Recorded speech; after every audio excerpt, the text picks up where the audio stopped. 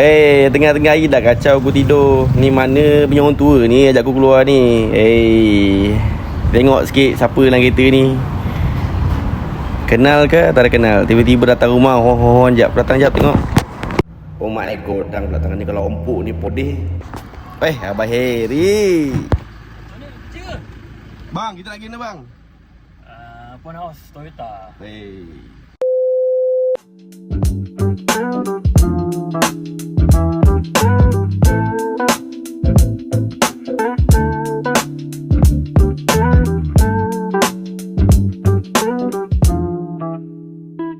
geng, kita ada jemputan. Toyota jemput kita untuk annual day ya.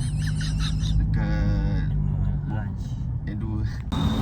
Jom kita cari kita punya seller kita, Encik Jensen. Encik Jensen ni lah yang jual kereta kita orang.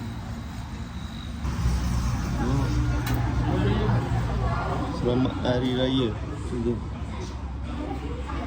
Oh, ini Encik Jensen. Kerja lah, kerja. Ambil video mah.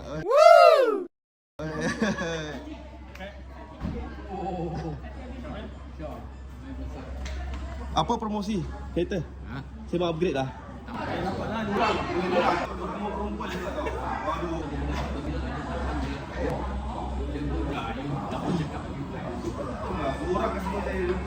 Saya Jensen recommend Hilux EV. Hilux EV Harga 200? 200 lebih, 26 lebih. Oh my god! 200 lebih oh, kalau suspension dia semua.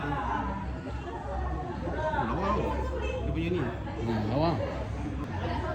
Dia fikir Toyota Tokam Tok Mai. Sudah nampak. Sudah nampak.